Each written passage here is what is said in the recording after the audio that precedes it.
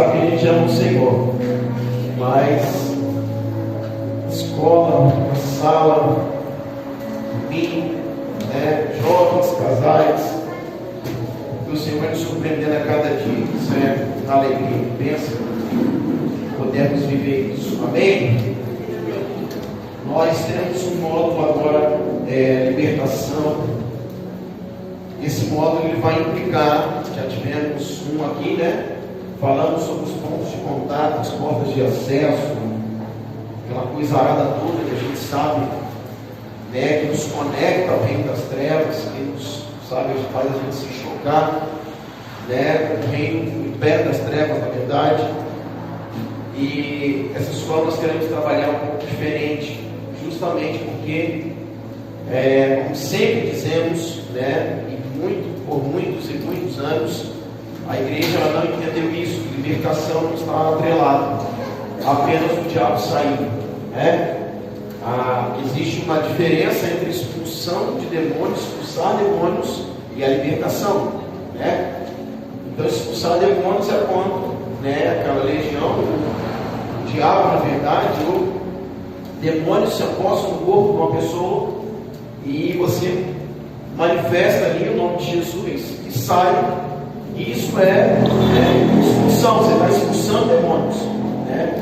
Libertação vai um pouco mais além. Então, expulsar demônios é parte da libertação, mas não é libertação por inteiro. Por muitos e longos anos, eu vim da Assembleia de Deus, por muitos anos, nós ali entendemos que curso de libertação era só falar disso aí, das portas de acesso que Satanás tem, chega até nós, os pontos de contato que realmente são, irmãos, são coisas, são roupas, são muitas outras coisas, místicas, etc., que podem nos levar a ter um contato com o império das trevas. Isso é fato, amém?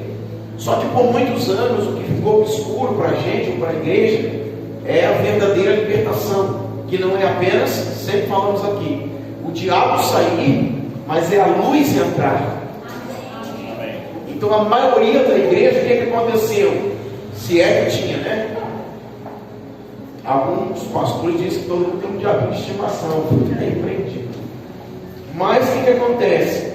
A pessoa que sofreu a libertação, através da expulsão de demônios, que o demônio saiu, havia agora toda uma estrada para que ela pudesse ver o quê? Agora a luz entrar. E por muito tempo o que acontecia? Essa pessoa só via manifestar, nós expulsávamos do diabo, e aquela pessoa ficava o quê? Solta dentro da igreja, sem ser edificada na palavra.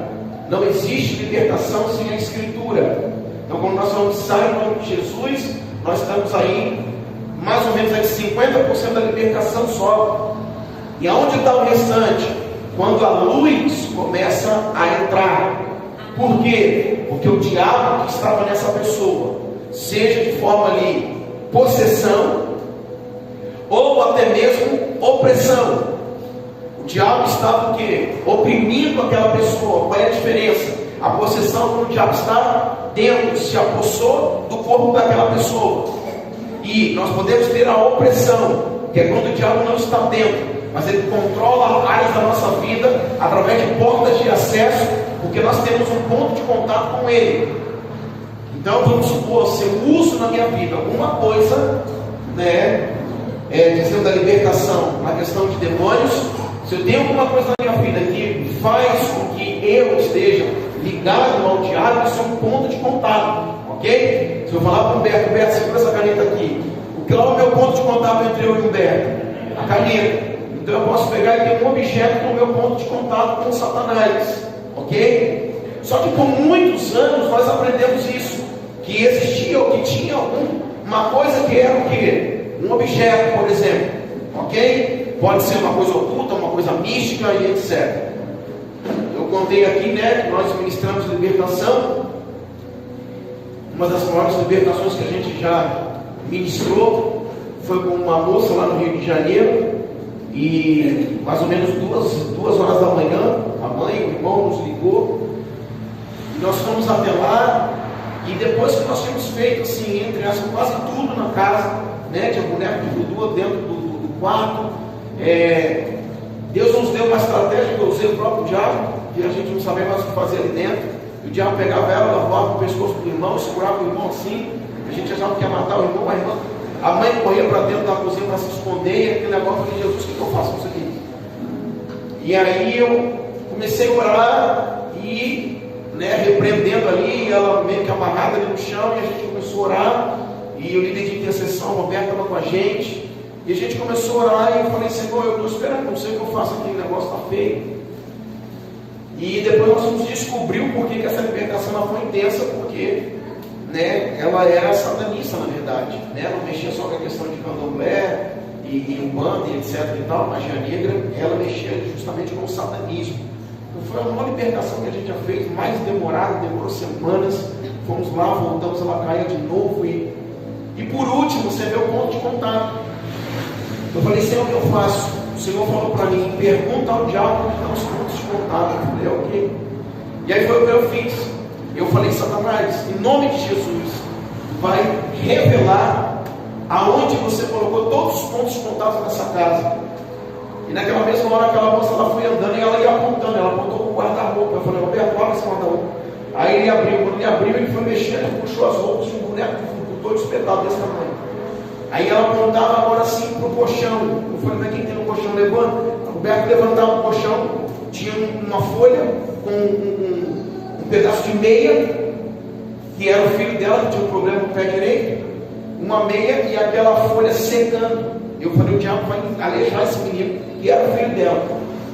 E a gente foi andando, e por último eu falei, acabou. E aí nós fomos para cima, né, para a gente tentar ministrar. E nesse momento o que acontece? Deus falou, não, acabou. E aí eu perguntei novamente, eu falei, em nome de Jesus, demônios que estão possuindo essa moça. Por que o Senhor fez isso? Porque enquanto a gente não tirasse os pontos de contato, eu não poderia ter, né, eu não tinha legitimidade para expulsar. E aí eu falei assim, aonde está o último? Ela apontou para o computador. E aí eu peguei e eu falei, o Roberto não vai saber o que é e tal. Aí eu chamei o irmão, e na hora que o irmão pegou, ligou o computador, na mesma hora, o diabo da nossa igreja ficava endemoniado, né? Parecia uma serpente, ficou rastejando no chão. Nós fomos lá e começamos a ministrar agora com ele, e ela lá parada. E eu falei, Senhor, o que é isso? E aí eu falei, então vamos fazer o seguinte, Senhor. Nós demos ordem, eu falei, em nome de Jesus, você vai nos mostrar agora. Ela sentou no computador e ela abriu a planilha de um site satanista. E aí que eu entendi algo estava entrando, né? Um pentagrama, e o site era completamente satanista, né? Eu falei, então não é apenas um problema urbano, o negócio vai mais um pouco baixo, né? Eu falei, meu Deus. E aí por último eu falei, agora acabou. Aí o irmão já estava melhor, levantou, falei, vai lá para a sala e fica lá. E aí quando nós estávamos terminando, eu falei, aí Senhor, você falou, não, acabou ainda. E o Senhor falou para mim, tem um livro. Aí eu falei com o diabo, aqueles demônios, eu falei, que livro é esse livro? Ela pegou, estava lá, a Bíblia do diabo. E aí nós terminamos. Isso foi, irmãos, bateu polícia na casa, e a polícia apareceu. Eu falei, minha moça está endemoniada, ela tem que parar de fazer barulho. Eu falei, então vem expulsar o demônio. Aí falou, não, obrigado, Deus abençoe. Foi assim mesmo, foi assim mesmo. E aí, meu Deus do céu, como é que eu faço com você?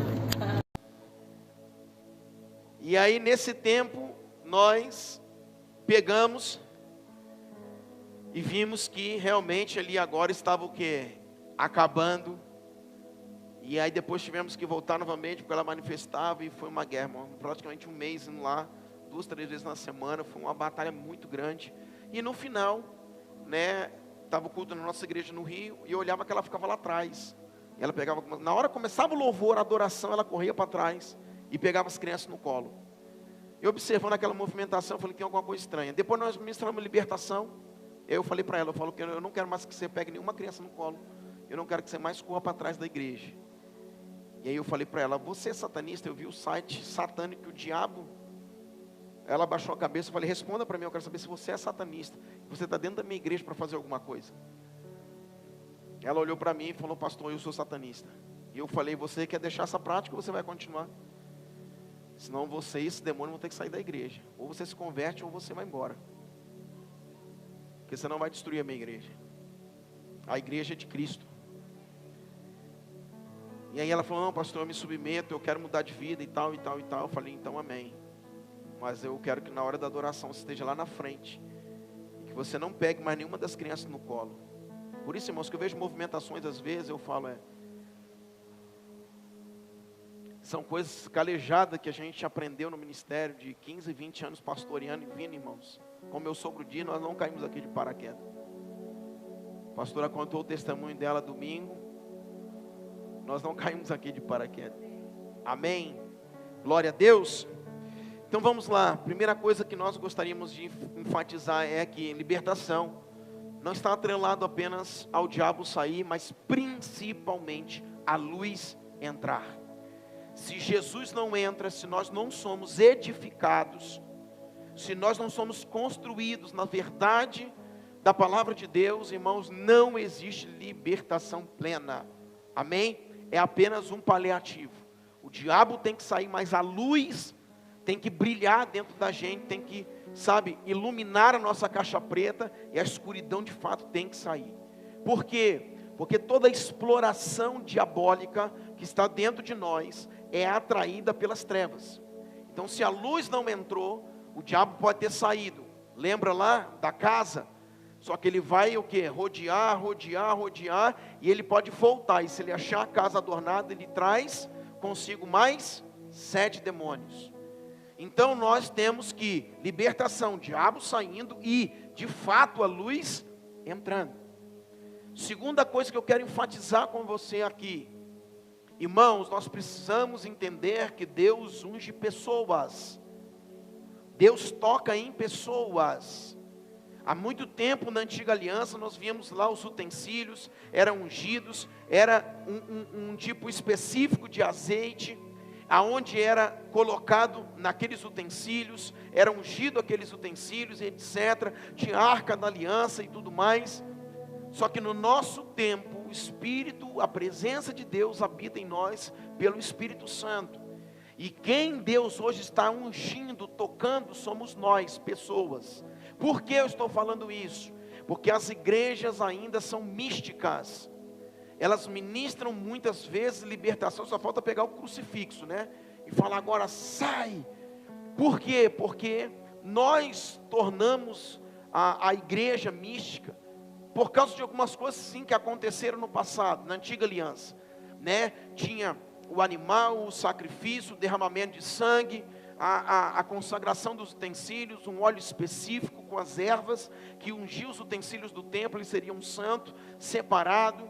Tudo isso acontecia, só que ministros de uma nova aliança, hoje ministram libertação, funcionando, irmãos, a partir daquilo que somos, e não daquilo que nós temos na mão. Então nós não precisamos de nada mais.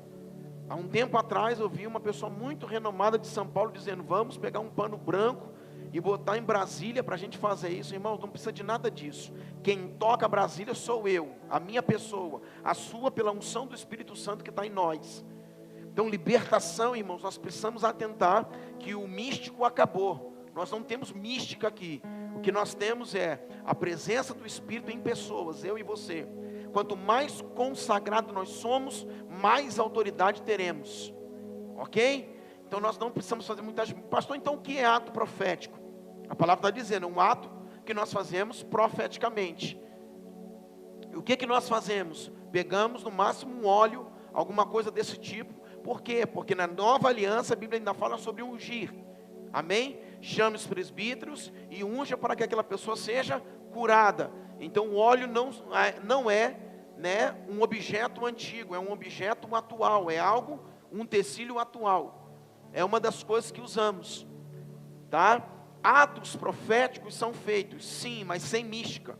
Qual é o maior ato profético que eu posso fazer? Eu pegar a minha vida e ir para um lugar sem orar. Eu ir para um lugar e estabelecer um altar, sim. Só que nós não precisamos, nós não temos como ficar usando um objeto, coisas, situações, para a gente tentar, irmãos, atrair os olhos de Deus, para que Deus liberte vidas, uma cidade, nações, bairros, até porque, eu posso fazer o ato profético que eu for, se a minha vida não sustenta aquilo que eu proclamo, não adianta de nada. A minha vida de submissão, obediência, ela precisa sustentar aquilo que eu estou proclamando. Então eu posso vir num lugar, pegar um utensílio, pegar isso, pegar aquilo, pegar ali aquele caixote, a Arca da Aliança, a gente bota lá no meio da cidade, diz agora Deus vai fazer, vai acontecer aquele negócio todo e tal, ok. Só que a gente continua manipulando a igreja, adulterando a palavra, diluindo a escritura, não adianta de nada. O que nós estamos fazendo, irmãos? Teatro, que não vai valer de nada. Então o que nós fazemos hoje? Menos atos místicos, menos dessas coisas, e mais de nós, uma entrega, submissão, obediência, fidelidade ao Senhor. Amém? Daqui nós vamos dar um ponto inicial. Terceiro ponto: ministros de uma nova aliança não são apagadores de incêndio e não são administradores nem pastores de crises das pessoas. Todos que caminham conosco aqui precisam entender isso. Por quê? Porque nós não estamos aqui para pastorear a crise de ninguém. Nós estamos aqui para libertar pessoas. Então, pessoas que não conseguem se libertar de situações, querem do pastor ou dos pastores ou da liderança, que nós venhamos pastorear as crises, resolver as crises que não acabam nunca por falta de libertação. Então a gente tem que ir lá e ficar apagando incêndio. Nós não somos bombeiro, nós somos ministros de uma nova aliança. E nessa nova aliança, pelo poder do sangue de Jesus, nós temos acesso à verdadeira libertação, aonde a palavra constrói em nós um caminho para a morada do Espírito Santo dentro de nós. Amém? Então nós não somos, querido, apagadores de fogo. Lembra que eu falei na escola de cura, por isso que eu falo que cura e libertação não caminham muito junto? Nós criamos, talvez, bases de engano na nossa vida. Por causa de quê? De uma experiência negativa. Essa experiência, ela cria em nós uma cosmovisão a respeito de algum tema. Por exemplo, casamento. Por esta mulher ou esse marido, né, esposo ou marido, ter tido uma coisa ou uma relação, alguma coisa negativa na vida, ele cria uma cosmovisão a respeito do casamento, dizendo, o casamento é isso, ou a mulher é isso, ou o marido é isso. E aí ele caminha a vida toda em cima daquelas bases de engano. Por isso que eu digo, as pessoas que caminham conosco, pastor, eu acho, você não tem que achar nada. Pastor, eu penso que é assim. Você não tem que pensar o que a Bíblia diz que é, o que a Bíblia fala que é. Então nós não precisamos achar nem pensar de jeito nenhum, nós temos que ver como a Escritura diz. Por quê? Porque eu já estou introduzindo para onde nós estamos levando a libertação. Para onde eu estou levando? Para as bases de engano que sustentam, são esses pilares que sustentam o nosso coração. Então essas bases aqui, elas precisam serem removidas. Por quê? Porque elas sustentam o nosso coração, a nossa forma de ver, a nossa cosmovisão. Então, como é que eu penso a respeito do casamento? Pela uma tragédia que eu vivi. Não. Essa cosmovisão tem que morrer também no seu coração. Porque o que a Bíblia diz do casamento? Estou dando o casamento como um exemplo. Amém? Então a partir daí nós vamos construir uma cosmovisão, colocar no nosso coração, sem essas bases de engano. E aí a gente vai começar assim, ter uma visão correta a respeito do que a Escritura diz. Por que isso é libertação, pastor? Porque eu estou destruindo as bases de engano da minha vida. Então eu não preciso só me libertar de demônios, eu preciso me libertar de filosofias, utopias, falsas visões ou cosmovisões que nós temos. Eu preciso me libertar das bases de engano que pavimentou na verdade a estrada da minha vida, e eu estou andando em cima dela, e muitas vezes eu não estou conseguindo encontrar o que a Bíblia diz que eu deveria encontrar. Por quê? Não é por causa da Bíblia, é porque o nosso coração está sustentado por bases enganosas. O que sustenta a minha vida, o meu coração, são bases enganosas. Amém? Então as experiências que nós tivemos, sabe, negativas que marcaram a nossa história, a nossa vida, elas não podem pavimentar uma estrada para você montar bases da sua vida, uma cosmovisão a respeito da vida e você viver aquele mundinho fechado. Não, pense a partir da mente de Deus e não da mente dessa experiência negativa que você formou um mundo seu. A Bíblia não é esse mundo seu de Bob, a Bíblia é o mundo dela, o que ela diz que é a partir da mente de Deus, ok? A partir daqui, nós entramos na libertação que não é apenas o diabo saindo, agora é a luz entrando na escuridão da nossa alma e do nosso coração, amém? Removendo essas bases de engano que estão sustentando a nossa vida, amém? Essas bases de engano, elas produzem um padrão destrutivo. Não é um padrão construtivo, é um padrão destrutivo. Porque essas bases, elas vão o quê? Nos destruir. É um padrão destrutivo. Então, às vezes, existem pessoas que precisam tanto de libertação, que elas dizem assim, não, eu entendo assim, vou pensar assim, vou morrer assim. Então, ela está dentro daquela caixinha dela e ninguém tira. Isso é libertação. Por quê? Preste bem atenção, lembra lá a diferença entre cura? O que é a cura interior, que nós sempre falamos? É quando nós tratamos o veneno que recebemos. E o que é de fato a libertação? É quando eu tiro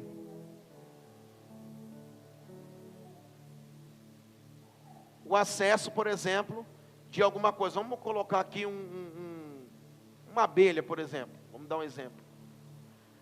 Eu chego, estou vendo na minha pele uma abelha grudada. O que eu preciso? Me libertar desse bicho. Por quê? Porque ele está colocando, ingerindo um veneno dentro de mim. Então eu pego a abelha e tiro.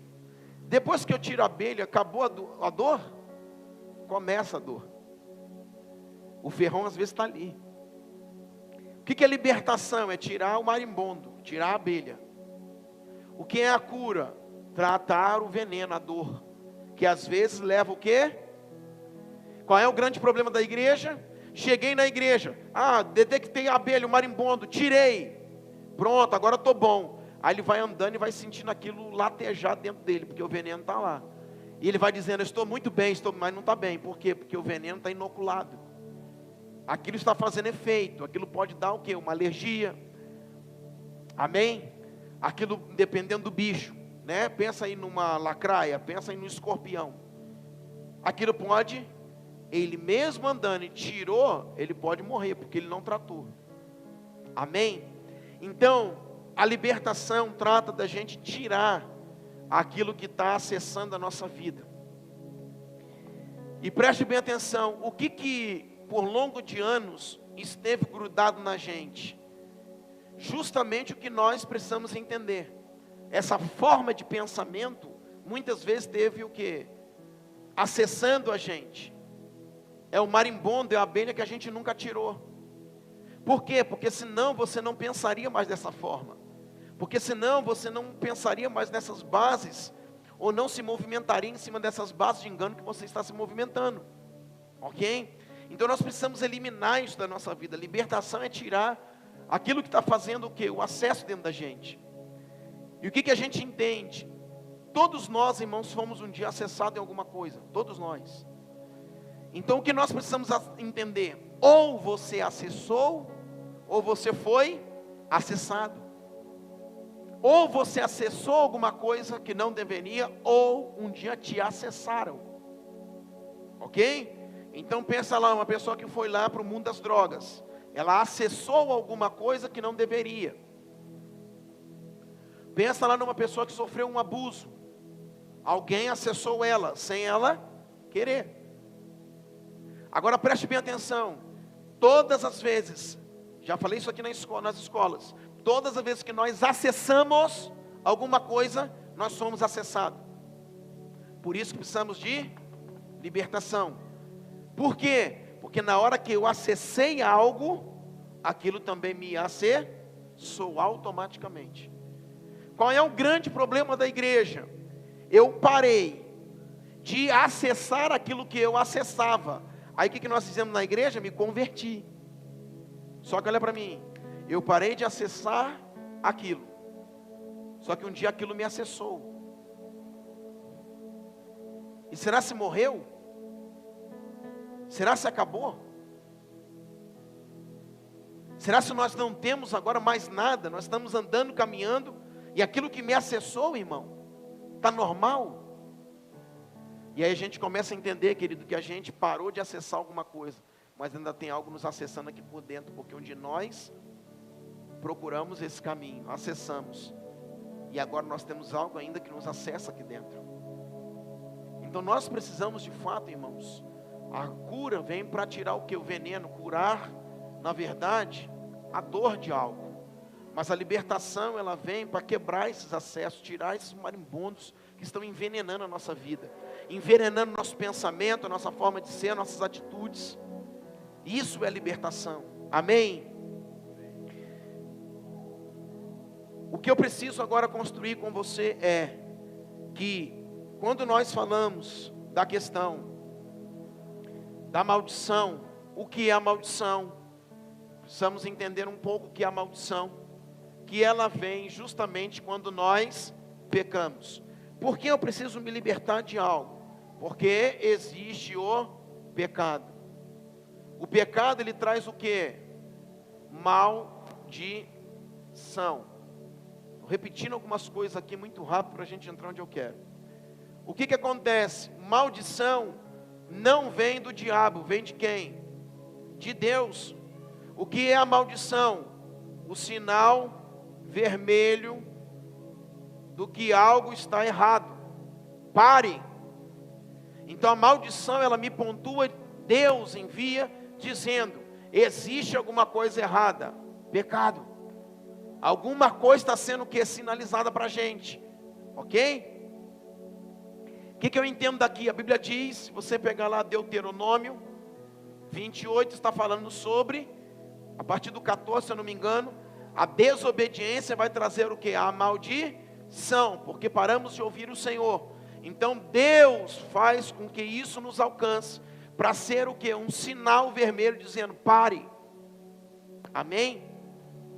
Só que agora eu quero falar com você, a primeira vez e a última que a maldição aparece na Bíblia, que para mim é uma das coisas fantásticas e que diz respeito. Primeira vez que a palavra maldição apareceu em Gênesis, quando o homem caiu. A última vez que a palavra maldição aparece na Bíblia, em Malaquias. Isso significa, a primeira vez que a palavra maldição, ela aparece na Bíblia, foi em Gênesis, quando o homem, ele quebrou, ao contrário, o homem quebrou a relação com Deus. Então olha aqui, o homem tinha uma aliança com Deus, ele quebra essa relação com Deus. Qual é a última vez que a palavra maldição vai aparecer na Bíblia? Em Malaquias, que é quando o filho, ele quebra a relação com o pai. Então ele está dizendo aqui, ó, quando o homem pecou, ele disse o que? Maldito será a terra, por causa do pecado original. Malaquias agora vai dizer o seguinte, que o pai deve converter o coração do filho e vice-versa, para que eu não venha e fira a terra com maldição. O que nós entendemos da palavra maldição na Bíblia, na primeira e na última vez da antiga aliança? Que todas as vezes que existe uma quebra de aliança, existe uma maldição liberada. Então o que é a maldição? É todas as vezes que existe quebra de pacto, quebra de aliança feita, a maldição nos persegue. Então, para se quebrar a maldição, escuta que eu estou chegando lá, em libertação familiar. Para se quebrar a maldição, então o que faz? Vai para a campanha dos 21 dias? Não. Vai para a campanha do monte? Não. Como pastor, porque eu posso quebrar a maldição. Não, eu vou lá na igreja mais forte que faz isso. Eu vou lá no monte. Eu vou ficar 21 dias de jejum. Não adianta nada. Como que eu quebro a maldição? Voltando ao cumprimento do princípio. É a única chance. Mas a igreja nos ensina errado. Vem para a campanha, quebra de maldição. Nunca vai quebrar se eu não voltar ao princípio. Então, se eu quebrei a relação com Deus, o que acontece? Eu preciso religar. Então isso aqui vai ter que sair. Agora eu tenho uma ligação plena com Deus. Se eu quebrei os vínculos familiares, paternos, os vínculos que acessam a minha vida, eu preciso agora retomar. E aí o que eu faço? Eu paraliso a maldição. Então, pastor, mas eu já casei, já sou tataravô. Mas eu tenho um problema muito grande com meu pai, com minha mãe, com meu avô. Volte e acesse novamente os vínculos familiares, porque senão a maldição não sai. Estamos entrando em libertação familiar. Ok? Então essa aqui, primeira e última vez na antiga aliança que aparece a palavra maldição, está relacionado a um pacto. Então a volta do princípio, você voltar ao princípio, você retomar o pacto e a aliança, é que de fato quebra a maldição.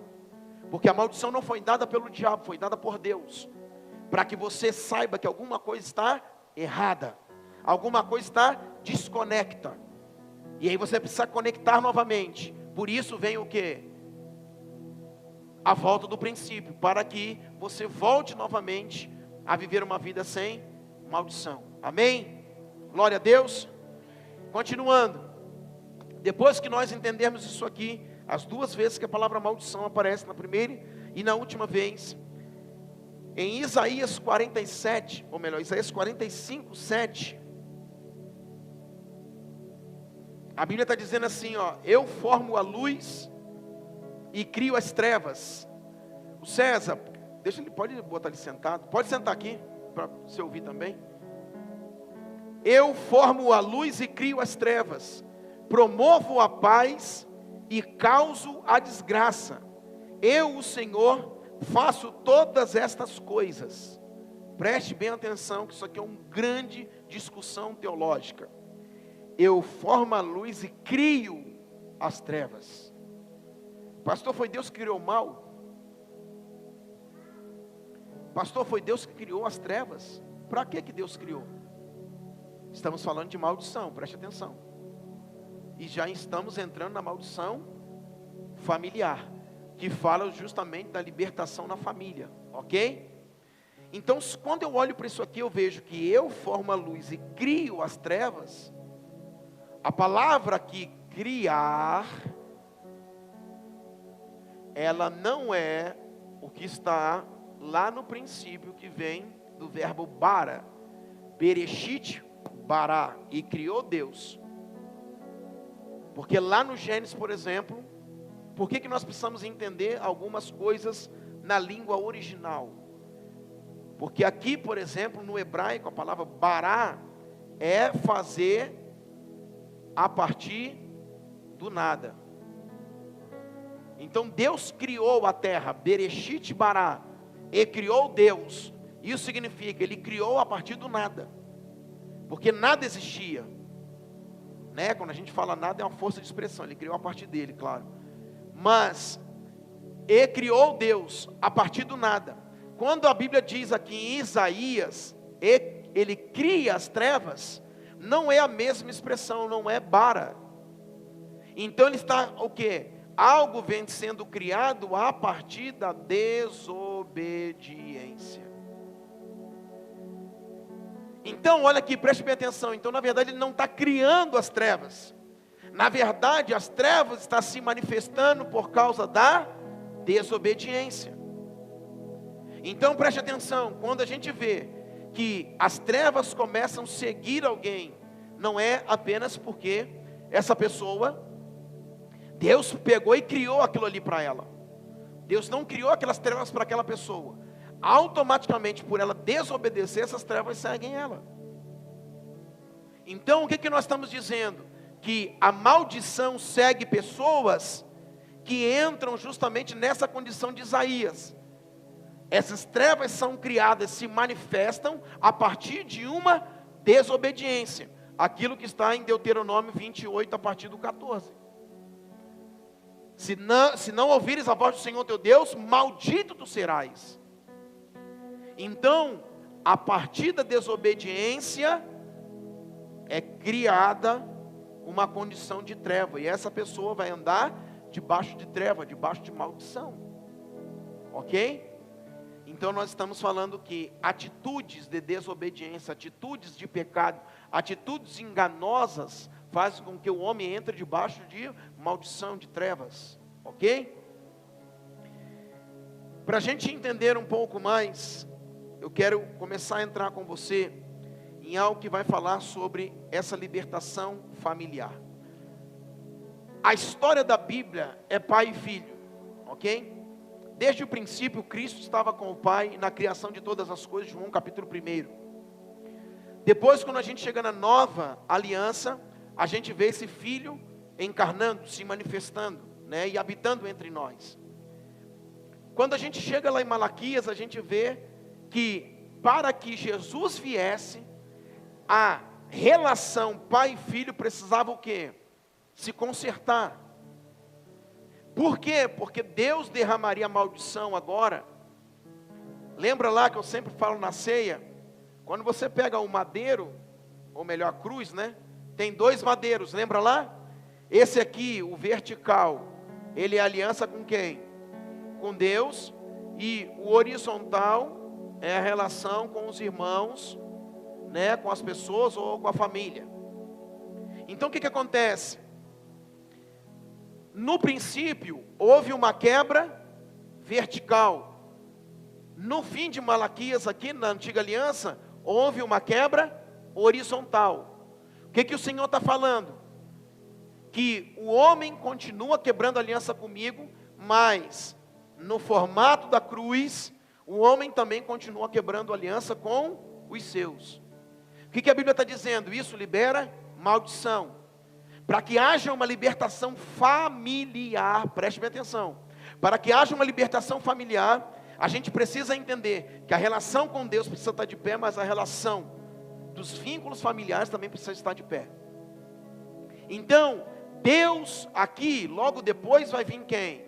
Jesus. Nós vamos entrar lá depois daquele período, né? Que é outra discussão do período interbíblico. Nós vamos entrar aqui na era aonde Jesus está vindo habitar conosco.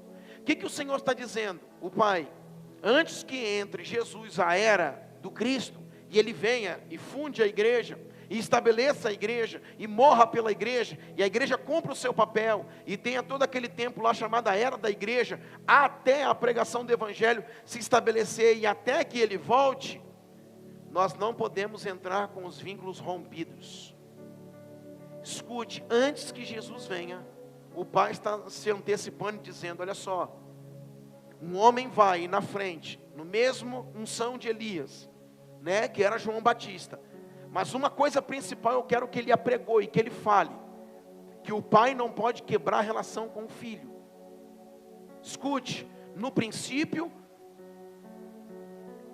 nós homens quebramos a relação com Deus, foi terrível.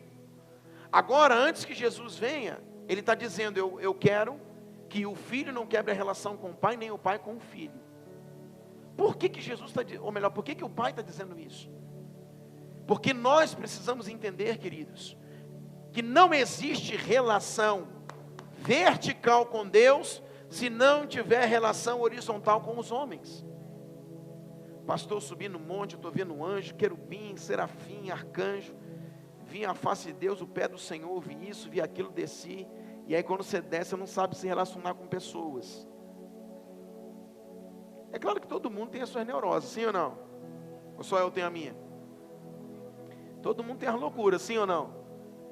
Mas, irmão, não é possível que você vai viver 90% da sua vida de neurose, que você não sabe lidar com gente, com pessoa, né? Com o pai, com a mãe, com o irmão, com o filho. Então o que o Senhor está dizendo? Não se pode quebrar a relação pai e filho. E isso fala de paternidade. Aonde está a libertação familiar? Na paternidade. E é isso que eu quero frisar com você nessa noite. É aqui o ponto onde eu queria chegar. A libertação familiar está na relação pai e filho.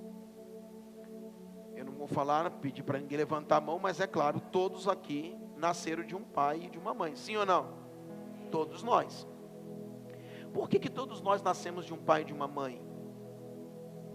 Porque esta é a família. Lembra que eu falei na escola de cura? A formação psicoemocional de qualquer pessoa, de qualquer ser, está ligado ao quê? Aos vínculos familiares. Lembra lá que eu falei?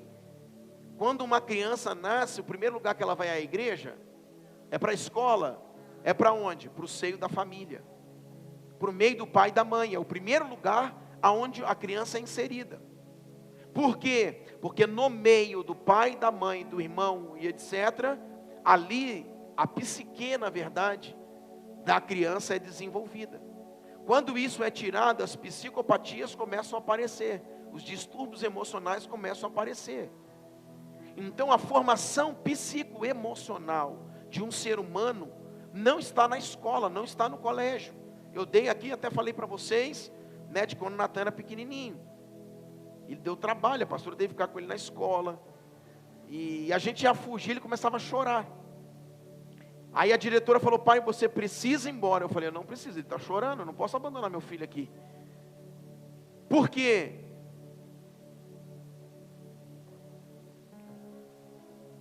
Fecha embaixo, Vivi, isso aí não é para abrir, isso aí está estragado. Por quê, irmãos? Porque a partir do ponto que a gente entende que a nossa formação está no seio da família, o que eu fiz com meu filho? Pai, vai embora. Eu falei: não vou embora, ele está chorando, eu não vou largar meu filho aqui chorando de jeito nenhum. Aí veio a psicóloga, sentou comigo, eu falei: vamos esperar o que ela vai dizer. Mesma coisa, você tem que virar as costas e ir embora, seu filho tem que aprender isso. Eu falei: não tem que aprender não, sabe por quê? Essa é a sua psicologia, mas a minha Bíblia diz que a formação psicoemocional de uma criança, de um filho, sabe onde está? No pai. A segurança dele está em mim. Se eu viro as costas, ele não tem mais segurança, ele cresce uma criança insegura, uma criança cheia de timidez. Eu destruo a personalidade dele. Sabe o que ela fez? E eu falei: então, ou a senhora permita que a gente fique com ele, ou a gente tira ele da escola. Ele vai ficar mais um ano com a gente em casa, ou vai para outra escola, até que ele normalize, ele se sinta seguro no ambiente escolar. Porque no ambiente familiar da casa ele está seguro. E nós não vamos abandonar ele aqui chorando de jeito nenhum, porque eu estou ferindo a intimidade dele. E aí, querido, o que eu quero dizer? A relação pai e filho não pode ser quebrada. E agora o que o Senhor está dizendo? Antes que comece uma nova aliança, um novo tempo, nós estamos introduzindo a forma familiar de ser, que é a paternidade. Por isso a libertação, preste atenção, a libertação familiar está totalmente ligado à paternidade. Por quê? Porque é na paternidade que o filho tem segurança, é na paternidade que o filho tem destino. Então nós às vezes queremos libertar o filho, libertar nós mesmos, que somos filhos. Se você não pensar a partir da origem, que é a paternidade, nós não conseguimos nunca ser libertos. Nunca conseguiremos ser libertos. Porque eu tenho que pensar a partir da origem, da onde eu saí, do seio do meu pai e da minha mãe. E a partir dali eu alcanço libertação. E eu vou falar algo muito sério para você aqui. Eu nunca falei, inclusive falei depois do testemunho da pastora, que nós vamos falar no culto de casais. Eu vou falar hoje sobre isso, aproveitando a escola de libertação. A partir daqui, queridos, está entendido tudo que falamos aqui? Então, Deus vai começar a era de Cristo, mas a relação pai e filho precisa estar precisa estar conectada, não pode estar em desconexão, ok? O que tem acontecido nos nossos dias? Vamos lá.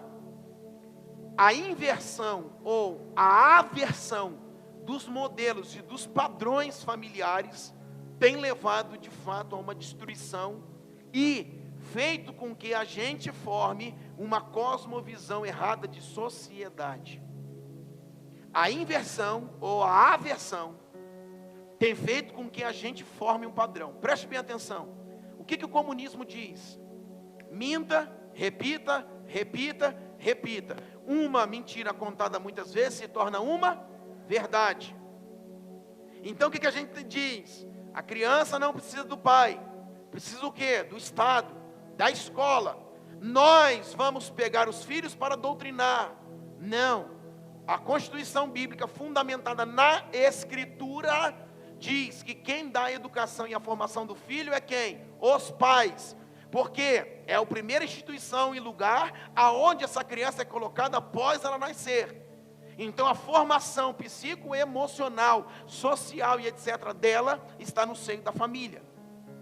Só que agora, se você vê as leis tramitando, etc, etc e tal, nós estamos numa convulsão social, num colapso. Por quê? Porque eles querem inverter isso justamente para alcançar o quê? A família. A destruição é a família. O que o comunismo diz? Destrua as famílias, né? Erotize as crianças. Tudo isso para que a gente não tenha o quê? Famílias. Hoje nós temos uma geração de homossexuais. Homossexual jamais não quer ter filho, até porque não se relaciona com mulher. Nós temos uma geração de lésbicas. Isso significa, não vão ter filhos. Por quê? Porque não se relacionam com homens. E assim vai. Cada vez mais, a geração de filhos, a criação de filhos vai diminuindo. Hoje nós temos, tramitando no Congresso Nacional, lei sobre o aborto, para que as crianças morram. Isso significa derramamento de sangue. Para quê? Para que a gente tenha menos filho, menos família. Constituição da família. As leis que tramitam é contra a família tradicional. Tirar pai e mãe da Constituição Federal. E aí, cada vez mais, o que nós estamos observando? Que a família está sendo o quê? Bombardeada. Por quê? Porque a libertação de um ser humano está na sua origem. Aonde é a sua origem? A sua paternidade. E aí nós observamos o porquê que o diabo tem tanta fúria na família, no matrimônio, né, que gera, que constitui uma família. Isso significa juntamente com os filhos. Ok? Então, cada vez mais, querido, esse modelo, esse padrão, ele vai sendo destruído pela inversão ou aversão. O que isso vai gerando, querido? Um câncer social. Por quê? Porque essa permissividade hoje, moral, né? Tudo hoje, irmãos, fala da moral. Se você pegar dentro das nossas igrejas, nós temos pregações, teólogos e etc. Pessoas que falam que o caráter de Deus não é moral, mas sempre foi moral. Sempre foi. Se você pegar toda a Torá, toda a antiga aliança, você vai ver que Deus sempre distanciou o pecado, o que é certo, o que é errado. Então o caráter de Deus é moral. Então a permissividade que nós temos hoje, moral, é o maior estrago da sociedade. Por quê? Porque uma coisa antigamente que era o quê? Moral, hoje se torna imoral. Você já viu que o anticristo, o nome dele no original, o iníquo, é chamado anomia. Isso significa o homem sem lei. Isso significa o homem imoral. O que o pastor sempre diz aqui nessa igreja? Que na maioria das vezes que a gente fala e olha alguns textos ou palavras, a gente relaciona as questões sexuais. Então o que é uma pessoa imoral? É uma pessoa que sexualmente é imoral. Não. O que é uma pessoa imoral? Uma pessoa que não tem moral. Que não anda debaixo de padrões construtivos. É uma pessoa imoral. O anticristo, ele é imoral. O nome no original é anomia, o homem sem lei. Isso significa que eu preciso entender que toda essa construção desta visão, dos padrões que estão sendo destrutivos, tudo isso, a inversão, a aversão dos valores, né? Toda desconstrução, irmãos, dos valores judaicos cristãos, tudo isso está nos levando para um lugar, a permissividade moral, para que a moral seja destruída. Eu não sei se você sabe, mas a América foi constituída debaixo de muita moralidade. E a agenda, a esquerda, né, toda a pauta que eles estabeleceram, um dos tripés que eles falaram, né, tirando a religião, era o que? A moral. Então, quando eles alcançaram a moral do Ocidente, da formação da América, eles começaram a destruir, na verdade, a América. Por que os Estados Unidos da América não são mais hoje o que eles eram? Por quê? Porque conseguiu atingir a moral que foi estabelecida. Se você pegar a sociedade norte-americana, foi o maior significado de família, a maior constituição de família está na sociedade norte-americana. Por quê? Por causa da sua formação, através dos puritanos que fugiram da Europa e etc., e formaram os Estados Unidos da América. Então toda a constituição deles foram o quê? Fundamentados na Bíblia. A formação familiar foi totalmente pautada na Escritura. E o que o diabo quer? Do tripé para derrubar a América, que a agenda globalista sabe para derrubar a América. Dos pés é a moral. Então, se você pegar a moral, ela faz parte da Bíblia. O caráter de Deus é moral. E o que o diabo quer? Destruir a moralidade. Então, todos esses padrões que a gente vê, né, que hoje a gente diz, tem que respeitar, e a gente vê coisas na rua, jovens fazendo isso, jovens fazendo aquilo, e etc, e etc, e a gente vê essa configuração hoje, ou melhor, essa desconfiguração. A gente, mas tem que respeitar. Isso só é a quebra da moralidade, a permissividade moral, para destruir um padrão estabelecido por Deus. Então, quando nós falamos de libertação familiar, nós precisamos ir um pouquinho longe para entender que quando um pai, numa constituição familiar, ele estabelece um padrão moral construtivo dentro de casa, ele consegue construir no seu filho não padrões destrutivos, mas padrões que vão pavimentar a vida não apenas de uma criança, mas de um homem, mas não apenas de um homem, de um pai amanhã. E esse pai vai construir também no seu filho padrões. Por isso, a libertação familiar começa na paternidade. A falha da paternidade destrói o padrão que Deus quer estabelecer no homem e na mulher. E como, pastor, nós resgatarmos isso? É uma outra história. Se der tempo a gente fala. Indo para frente, a configuração da família, querido, é que traz a saúde da igreja, né? Nós sabemos que uma sociedade, né, quando a gente olha para as famílias, o que é uma igreja? O reflexo das famílias. Vê se essa igreja é forte, olha se as famílias são fortes. Vê se a igreja brasileira era forte, só olhar para as famílias que constituem a igreja do Brasil. Por quê? Porque é um reflexo. Ok? O que eu preciso entender? Nessa constituição da família do Ocidente, da sociedade norte-americana, que foi o maior padrão desde que família existe no mundo. Por quê? Porque pautado na Escritura eles foram formados. Eu quero ler com você aqui algumas coisas que foram a partir da década de 60, destruindo os padrões da moral bíblica e da moral, né, do ser humano, fazendo com que a sociedade norte-americana caísse o seu padrão. Ok? Primeira coisa, descriminalização do adultério e a cultura do divórcio sem culpa. Isso está na América, tá? Não só na América, né, irmãos? Isso já está no Brasil, está em tudo que é lugar. Mas a descriminalização do adultério. Antigamente nós olhávamos para a igreja, né? Adulterou, irmãos, era aquilo lá, ia para o banco, etc, era tratado, né? Hoje, irmãos, um camarada, ele consegue adulterar, ele consegue permanecer com a mesma família, às vezes, né? Com os filhos, adorando do mesmo jeito, consegue permanecer com a mesma igreja.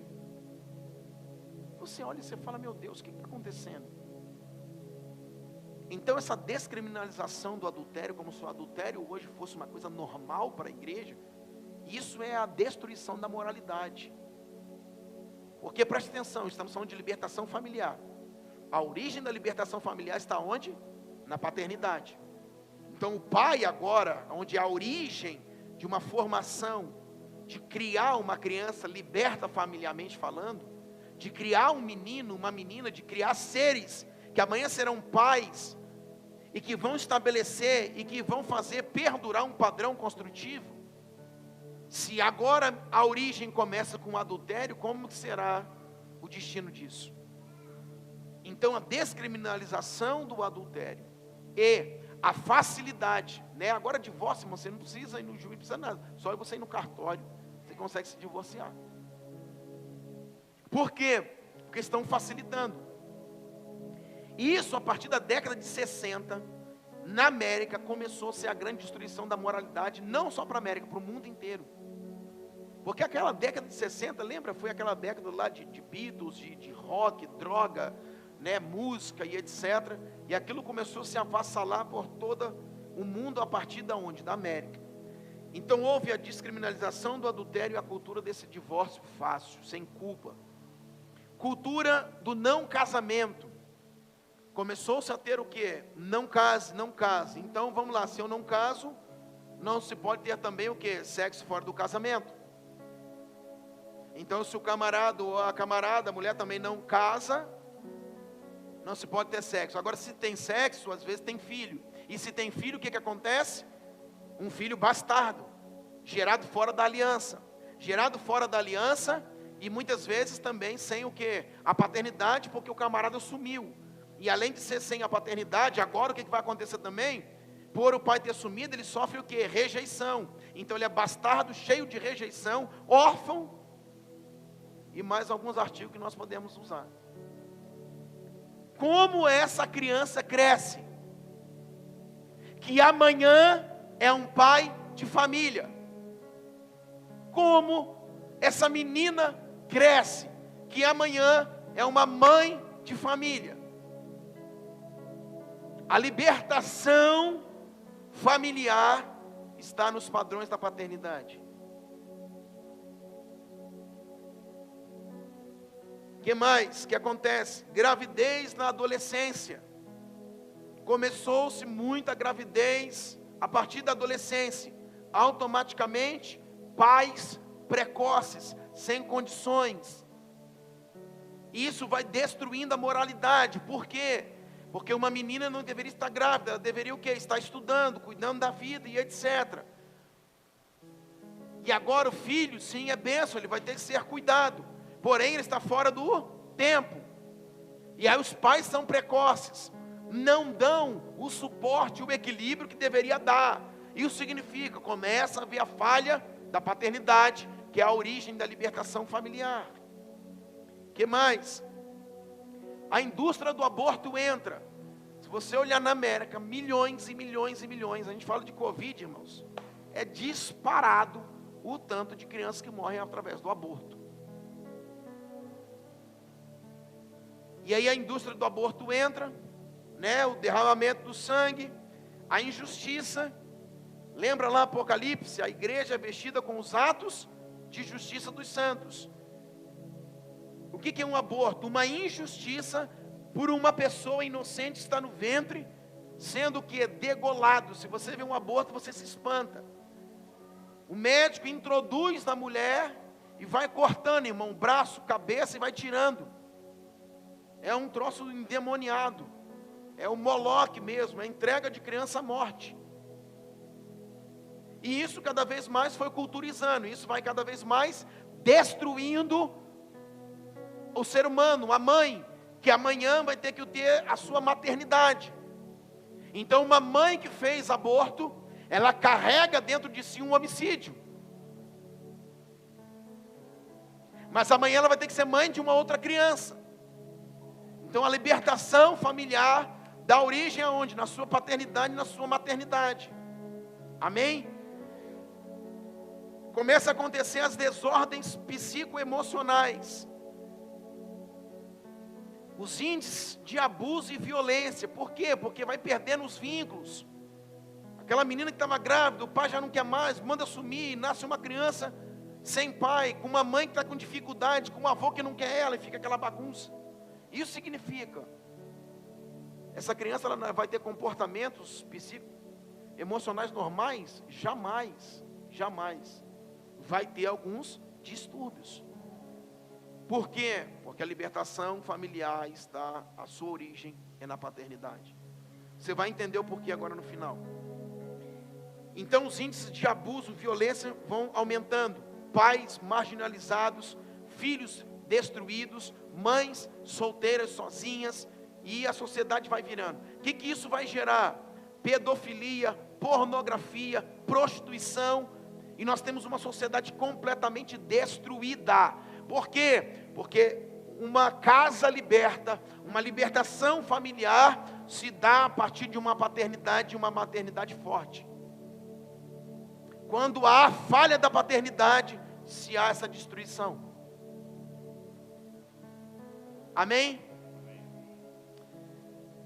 E aí vem a questão da correção, né, disso aí, tentar corrigir, e a questão da própria violência. O pai que violenta o filho, que tenta, né, por não ter muito exemplo, ele vai, bate, faz e acontece no filho, passa do que deveria fazer, né? A varinha da correção não é para você espancar o filho, é para você corrigir o filho, ok?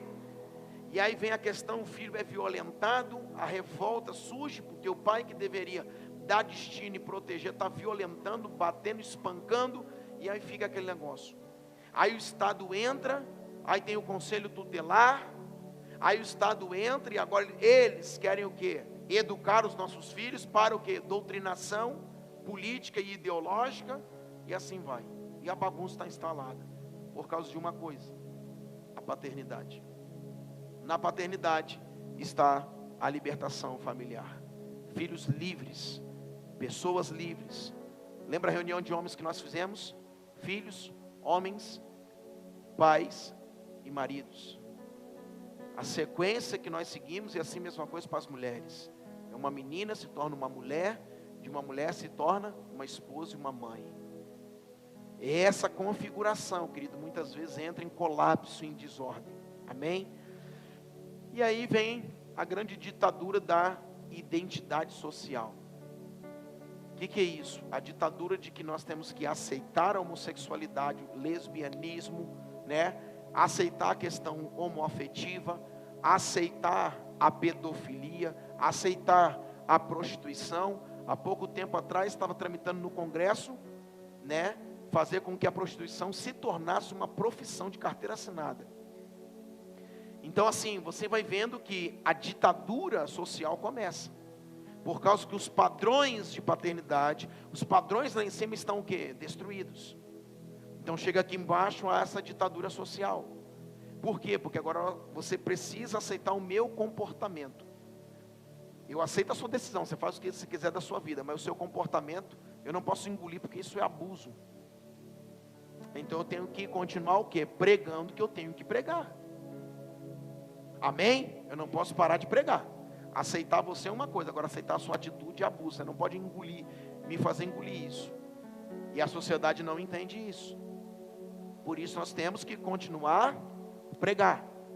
Aí vem aquele pastor, mais amor. Sim, mais amor. Eu acho que a gente tem que amar, sim, mais a Deus do que pessoas. Então quando eu amo mais a Deus, eu vou entender a minha relação com pessoas. Então eu não posso amar pessoas a ponto de me calar com padrões destrutivos, porque eu deixei de amar a Deus, então não adianta nada. Então eu passo a amar mais pessoas e ferir o meu amor por Deus. Isso não adianta. Amém? Mais amor, sim. Então mais amor primeiro por Deus e pelos padrões bíblicos. Amém? Para a gente ir caminhando, indo para o final, eu queria estabelecer com você algo aqui. Em Mateus 22:30, você que está anotando, já estamos indo para o final. Mateus 22:30 diz assim: na ressurreição, as pessoas não se casam nem se são dadas em casamento ou matrimônio. São todavia como os anjos do céu. Sabe o que a Bíblia está dizendo para mim e para você aqui? Que não existe nada mais importante na terra do que o casamento, do que o matrimônio. Não existe nada mais importante. Preste atenção no que eu vou dizer agora para a gente finalizar. A partir daquilo que é mais importante, o casamento, o matrimônio, que foi Deus, né, que estabeleceu isso, nós vamos ver que a discussão que está em Mateus 22:30 é sobre o porvir, sobre a era vindoura, aquilo que está para acontecer, sobre a entrada na eternidade e sobre o casamento. Por quê? Porque aqui está centrado as duas maiores coisas importantes que existem. Para a terra, o que é mais importante? O casamento, o matrimônio. Mas agora, para aquilo que está por vir, o mais importante é a eternidade. Então está em xeque, em discussão, as duas coisas mais importantes. Uma para a presente era e uma para a era vindoura.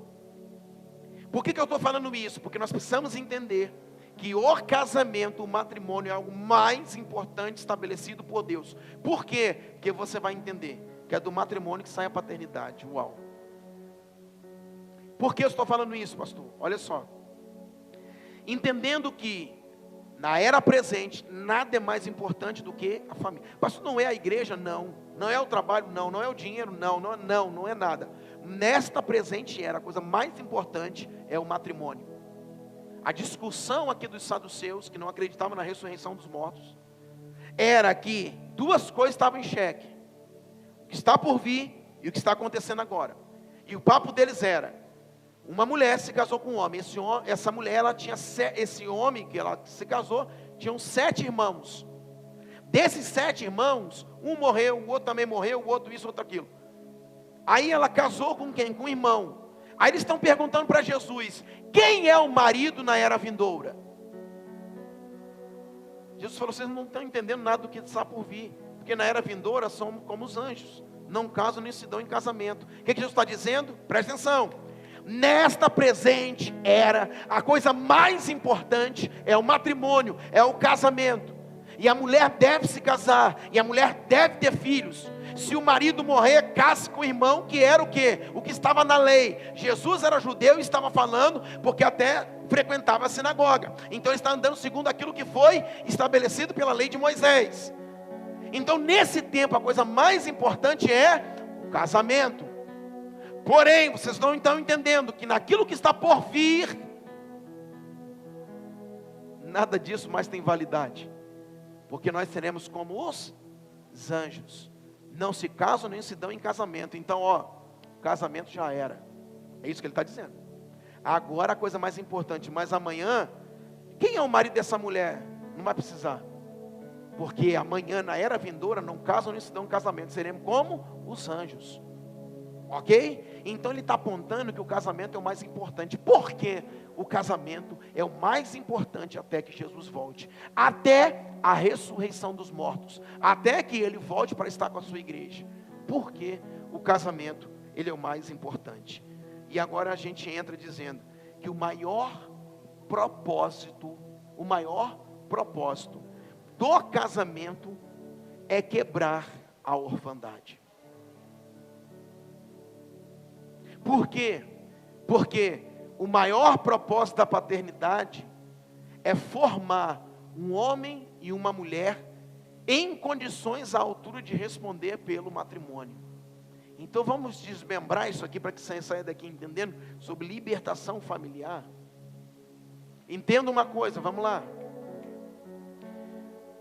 O grande problema da orfandade é não preparar um homem e uma mulher para o casamento. Por quê? Porque no casamento o homem e a mulher não podem viver orfandade. Então eles precisam ter, antes de se casar, um pai, uma paternidade. Porque na paternidade, o maior propósito da paternidade não é fazer o Natan feliz. O maior propósito da paternidade não é fazer a Nicole feliz. O maior propósito da paternidade é prepará-los para o casamento. Responder à altura de um matrimônio. Ele como sacerdote e ela como uma mulher do lar. Esse é o maior propósito da paternidade. Por que o diabo luta para se ter uma geração de órfãos? Por que hoje não se fala mais em casamento, só fala assim, se ajuntar? Por que não se fala mais em ter de fato um pai dentro de casa? Porque o diabo sabe que a orfandade é a destruição de um homem e de uma mulher para o matrimônio. Então vamos lá.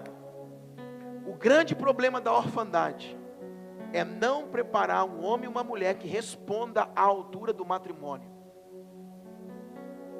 O maior propósito da paternidade é formar um homem e uma mulher que responda como marido e como esposa. Então por que eu sou o pai do Natan?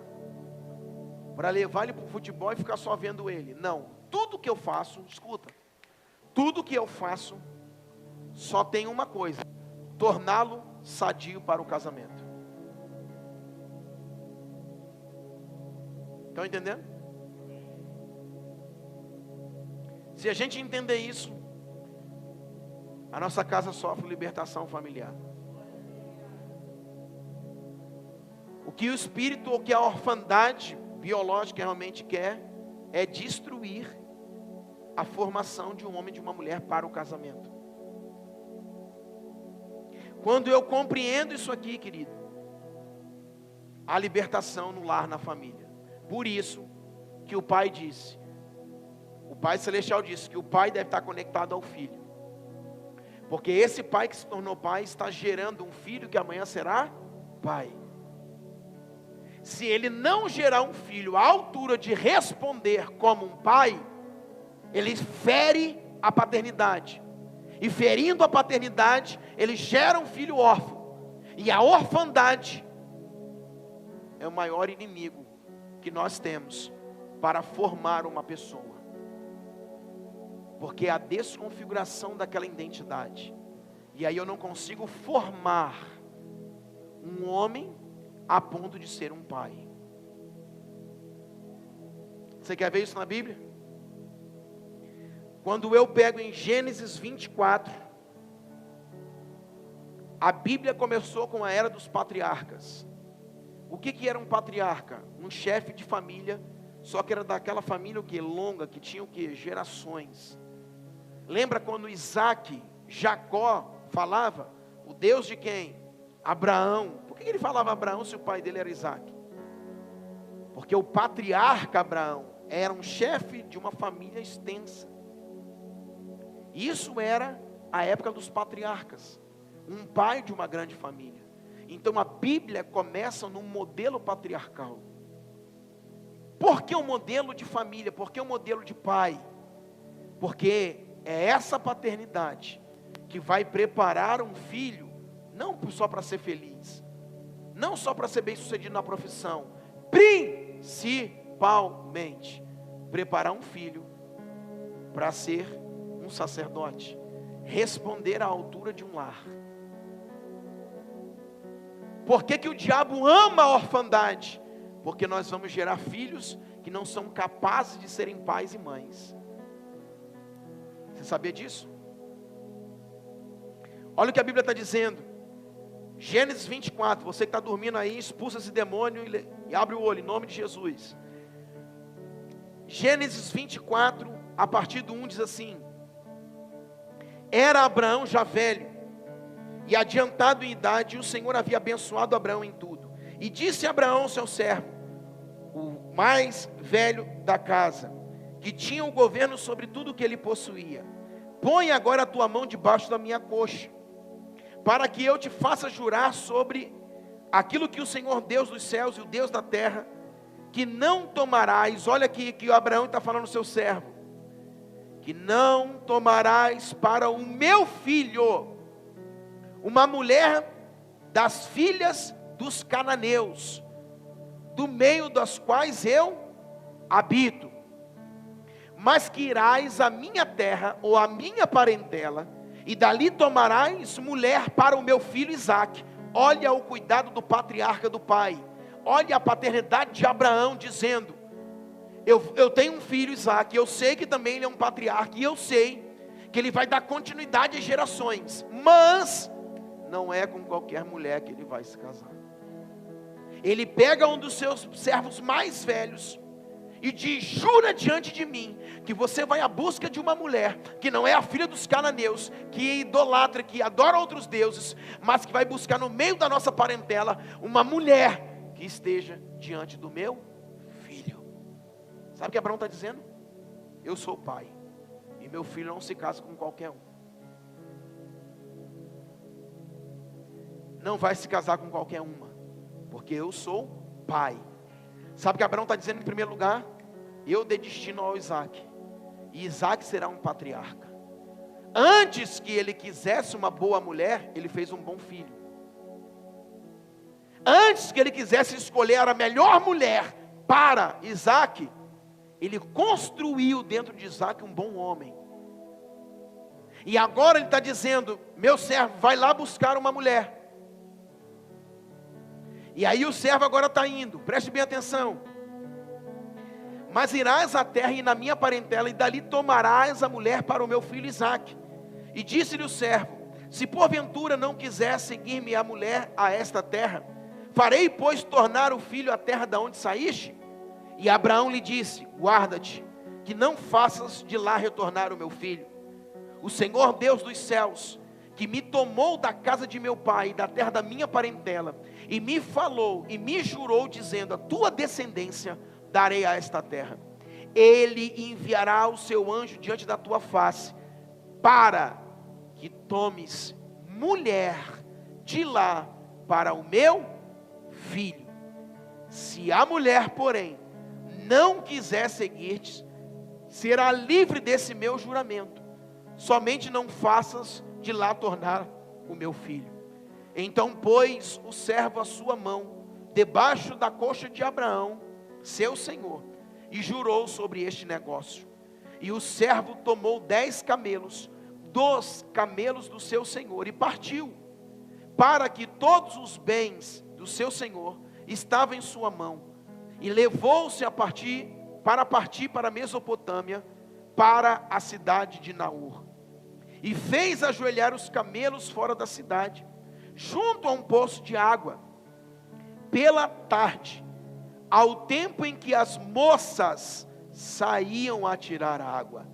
E disse o Senhor Deus de meu senhor Abraão: dai-me hoje um bom encontro, e faze-me beneficência ao meu servo, ao meu senhor Abraão. E eis que eu estou em pé junto à fonte da água, e as filhas dos homens desta cidade saem para tirar água.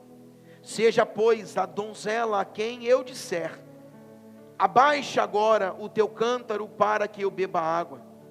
E ela disser: beba, e também darei de beber aos seus camelos.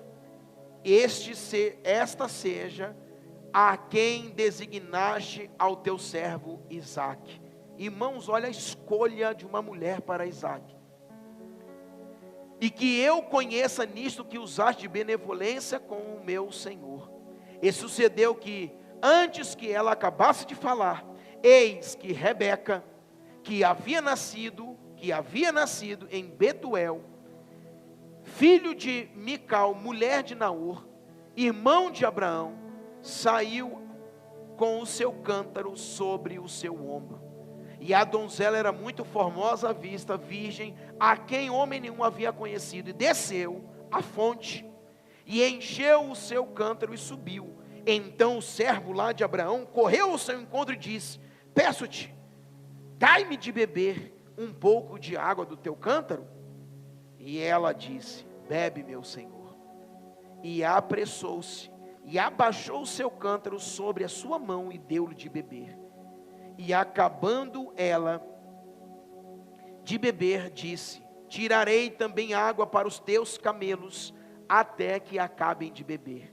E apressou-se, e despejou o seu cântaro no bebedouro, e correu outra vez ao poço para tirar água, e tirou para todos os seus camelos. E o homem estava admirado de vê-la, calando-se, para saber se o Senhor havia prosperado a sua jornada ou não. E aconteceu que, acabando os camelos de beber, tomou o homem um pendente de ouro, de meio ciclo de peso, e 2 pulseiras para as suas mãos, do peso de 10 ciclos de ouro. E disse: de quem és filha? Faça-me saber, peço-te. Há também em casa de teu pai lugar para nós pousarmos? E ela disse: eu sou a filha. Ela tinha pai. Eu sou a filha de Betuel, filho de Milca, a qual deu a Naor. Disse-lhe mais: Disse-lhe mais: também temos palha e muito pasto, e lugar para passar a noite. Então inclinou-se aquele homem e o adorou, o Senhor. Disse: bendito seja o Senhor Deus do meu senhor Abraão, que não me retirou a sua benevolência e a sua verdade do meu senhor. Quanto a mim, o Senhor me guiou no caminho, à casa dos irmãos de meu senhor. E a donzela correu, olha para onde ela correu, e fez saber essas coisas na casa da sua mãe. Ela era filha de Betuel. E quando houve o ocorrido, em que o Senhor confirmou ao servo, pedindo ali o cântaro, ela dando água, depois ela corre de novo, pega mais água e dá aos camelos desse homem, do servo de Abraão. Ela, além de falar de quem ela era pai, quem era o pai dela, ela sai daqui, corre e vai contar as coisas à casa da sua mãe. Paternidade e maternidade estava na vida de Rebeca. Sabe o que isso quer dizer? Quando Deus coloca um pai e uma mãe, é para formar uma filha que se tornará uma esposa e uma mãe futuramente. Sabe onde está a libertação familiar? No seio da paternidade e da maternidade.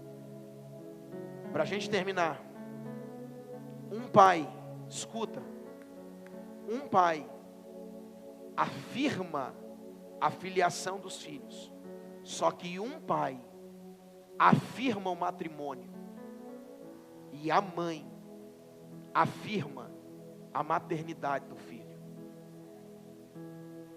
Sabe o que significa? Ela estava aqui: de quem você é filho? Eu sou filha de Betuel, eu tenho pai, ele cuidou de mim. Se eu estou vindo e te servindo, é porque o meu pai me ensinou, me deu destino. Só que quando ela acaba aquela situação, ela corre e vai para onde? Para o seio da mãe. Sabe o que a Bíblia está dizendo para mim e para você, querido? Que um pai, ele tem a condição de afirmar no filho a sua filiação. Ele afirma a paternidade, e aquele filho, ele tem segurança na sua filiação, porque ele sabe que é filho. Só que na questão do matrimônio, quando um homem ou uma mulher casa, quem sustenta o matrimônio é o pai, e quem sustenta a questão dos filhos é a mãe.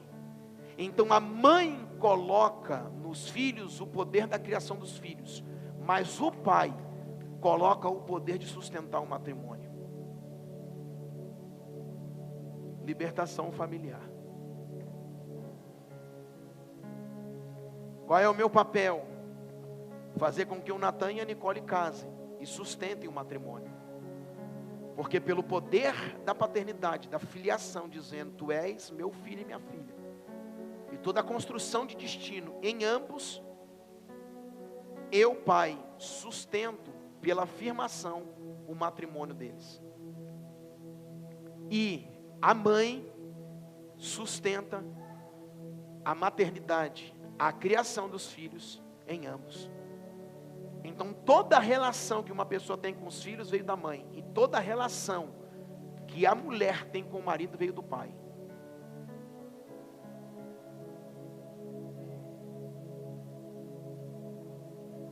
Já vamos acabar. Pega aqui, a cereja do bolo, como disse o pastor Douglas. Toda a relação do marido com a esposa e da esposa com o marido vem do pai. Toda a relação do marido, ou melhor, do pai ou da mãe com os filhos vem da mãe. Então um pai, ele sustenta o casamento do filho. Como? Pela paternidade, afirmando a filiação, tanto do homem como da mulher. Então o pai, ele tem o poder de colocar essa substância dentro dos filhos, para que o matrimônio permaneça. Já viu quando o matrimônio está difícil? Ninguém disse sim? Sim, já viu quando está difícil? Olha só o meu que às vezes fica difícil. Todos nós, sim ou não? Quem faz eu sustentar? Quem faz a pastora sustentar? O o que ela recebeu do pai e o que eu recebi do meu pai. Então, quando eu penso em divórcio, jamais eu não penso nisso. Por quê? Porque eu estou firme. Está difícil, mas eu estou firme. Porque o meu pai afirmou, através da paternidade dele, a minha filiação. E a minha filiação me dá segurança. Então, divórcio não, esse termo não existe. Por quê? Porque eu estou firme. Só estou passando por uma dificuldade, como todas as outras, mas agora é no matrimônio. Então eu sustento. Toda relação, que agora não mais marido e mulher, que o pai e a mãe têm com os filhos, vem da mãe. Então a criação de filhos, tanto minha como da esposa, a nossa forma de criar vem da mãe. Esses dias o Natan falou assim: pai, você está fazendo lanche para mim de manhã, 6 horas da manhã, não foi? Que eu vi, eu recebi isso minha vida toda. Então não é só porque eu vi, a gente recebe. A gente recebe. O cuidado nos alcança. Então, para a gente acabar, vamos lá que passou do horário. Isso é a cereja do bolo. Libertação familiar está ligado à paternidade. Pegue isso, porque isso é sobrenatural. A paternidade tem o poder de desenvolver um homem que amanhã é um pai. Então, eu não sou pai para fazer o Natan feliz. Eu só sou pai para construir nele um homem à altura de responder como um marido e como um pai. Responder à altura de um matrimônio. Por isso que ele passa o quê? 20 anos comigo, 25 e vai embora. E fica 40 anos, 50 com a mulher dele, com a esposa. Então esses 20 anos e 20 e pouco que ele passa comigo, ou que a Nicole passa comigo, só é para nós construirmos nele um homem à altura de ser um marido e um pai. Ok? Agora, o que a mãe constrói nos filhos? O que a maternidade constrói? O poder da criação do filho, o poder do afeto do filho, o poder do cuidado com o filho. Então, o que eles farão com os filhos dele? Aquilo que eles receberam da mãe. O que eles farão com as esposas ou com os maridos? Aquilo que receberam de mim. Isso é libertação familiar. Vamos lá? Meu Deus, eu tenho que terminar aí, não consigo acabar. Deu para pegar? Você tem que pegar isso. Vamos lá então? Agora, pastor, eu não tive pai. A tendência agora é o quê? Já falei isso aqui, vou voltar a falar. Olha lá, um monte que não teve pai. Ali, não tiveram pai. Então o que o pai faz? Afirma a filiação, através da paternidade. Lembra lá, Jesus se batizando, abre-se os céus, o que o pai diz? Tu és o meu filho amado em que a minha alma se satisfaz. Deus afirmando a filiação do filho. Esse é o papel do pai. Tu és o meu filho amado, tu és o meu sangue. Tu és a minha continuidade, tu és a minha extensão. Esse é o papel do pai. Quando eles não tiveram um pai, não tiveram uma figura masculina, aí, essa mulher, por exemplo, ela se casa, ela não teve a referência do pai, ela não vai conseguir ter a referência do marido.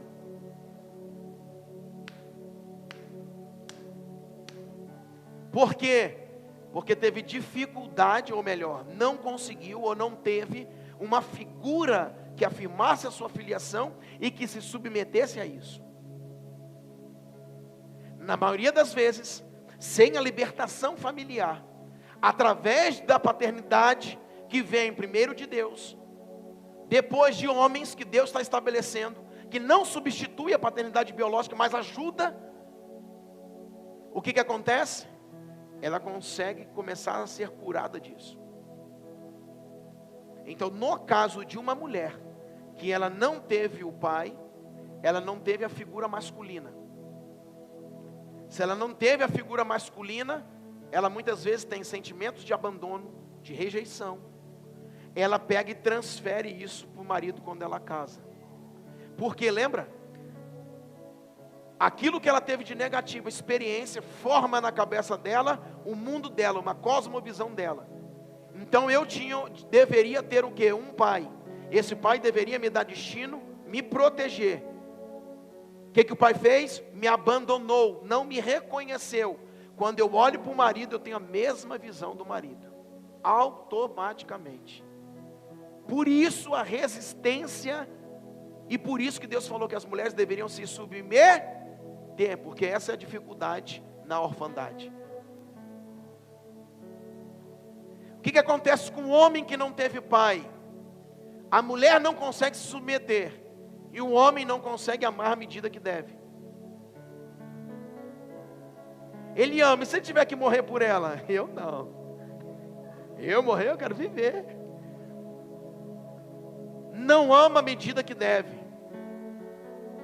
Isso significa, não é só ser romântico, levar uma florzinha, um negocinho, etc, etc e tal. É amar de fato, em todos os momentos, todos os instantes, assim como Cristo amou a igreja. Então a orfandade faz com que o homem não consiga amar a mulher do jeito que deve. A orfandade que está na mulher faz com que ela não consiga se submeter ao marido do jeito que deve. Por quê? Porque ela teve uma experiência negativa com a figura masculina. Ok? Amém? Então, cereja do bolo para a gente fechar aqui. O que você precisa entender de libertação familiar para finalizar? Que a paternidade, você vê o que aconteceu com Isaac. Abraão era pai e falou: meu filho não casará com qualquer uma. Ah, tem a mulher, as filhas dos cananeus. Não, negativo. Vai no meio da nossa parentela e alcance uma mulher. Isso significa, por que ele falou isso? Porque ele sabia que ele tinha criado um filho à altura de responder ao matrimônio. E ele queria também uma mulher que adorasse o Deus de Isaac, adorasse o Deus de Abraão e que se submetesse. Por quê? Olha aqui, preste atenção, gente.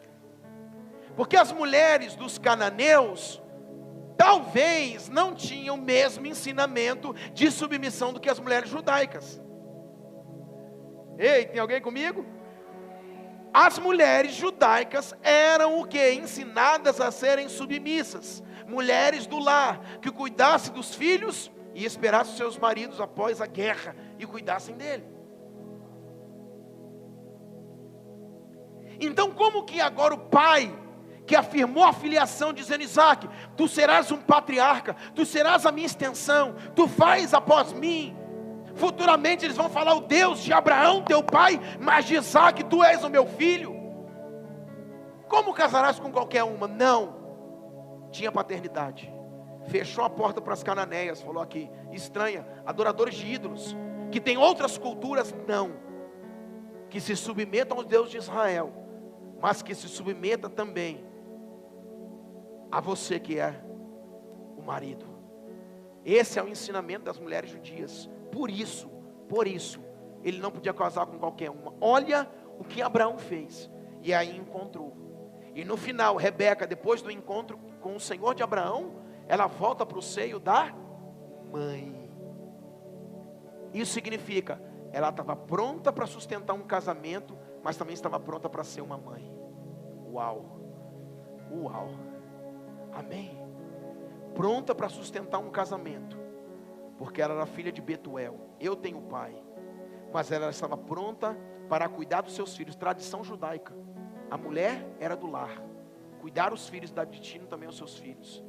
Isso significa, ela voltou para o seio da mãe dizendo: eu também tenho mãe, eu estou pronta para cuidar dos meus filhos. Termino dizendo agora para a gente acabar 100%. Pastor, Jesus, ele foi órfão de pai biológico. Sabia disso? Ele nasceu do Espírito Santo. Então Maria e José não tiveram relação. Quando Maria concebe, concebe de quem? Do Espírito Santo. Quando José aparece, é o pai natural e não biológico. Só que olha aqui, Quando Deus Pai aparece no batismo, Ele vem afirmar a filiação de quem? Do Filho, Jesus. Tu és o meu Filho amado, em que a minha alma se satisfaz, que a minha alma se compraz, tem prazer em você, meu filho. Então a filiação de Jesus está sendo afirmada não em José, mas no Pai Celestial. Aí você me pergunta, para a gente acabar, a cereja do bolo: pastor, mas Jesus não ia casar, para que ele tinha a afirmação da paternidade? Quem disse que ele não ia casar? Porque Apocalipse vai dizer que ele vai se encontrar com a noiva, e a noiva se tornará a esposa. E para uma esposa dessa bela, tem que ter o melhor marido do mundo, porque tem o melhor pai do mundo, o Deus Pai. Aleluia! Aleluia! Fica de pé comigo. Por uma esposa dessa tem que ter o melhor marido, e para ter o melhor marido tem que ter o melhor pai. Não tem ninguém maior do que o melhor pai, o Pai Celestial, que está formando o melhor filho. Aleluia! Que no final de contas haverá o casamento, o encontro, as bodas. Ficam dizendo aí que Jesus não casou, que não vai casar, que isso, quem disse? Jesus se casará com a noiva. Aleluia! Libertação familiar diz respeito à origem, paternidade e maternidade.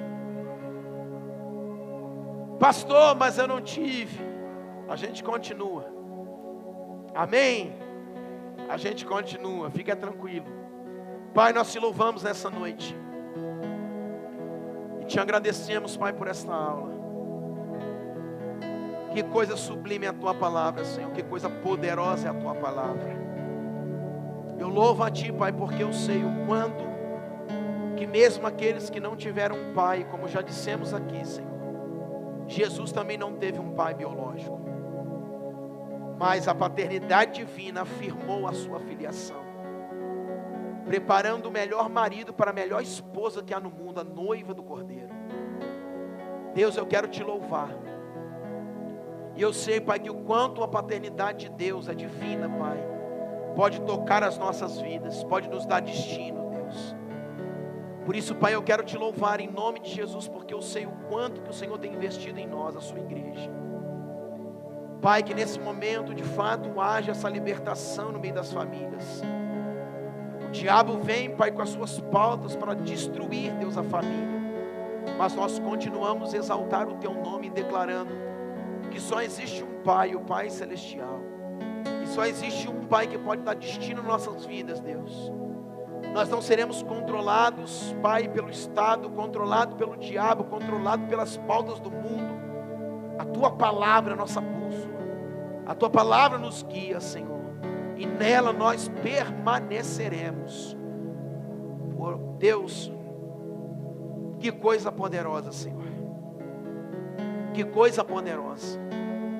A paternidade curando o casamento, e a maternidade, Pai, curando os nossos filhos, Senhor. Deus, que coisa poderosa, Senhor. Eu quero glorificar a Ti, Deus, por tudo que o Senhor nos entregou nessa noite, e dizer: eis-nos aqui, Pai, para absolvermos tudo aquilo que o Senhor está falando, Pai, para absolvermos tudo aquilo que estamos sendo instruídos, Deus. Nós oramos em nome de Jesus. Amém e amém. Deus abençoe, queridos. Vão na paz e não falte a escola em nome de Jesus.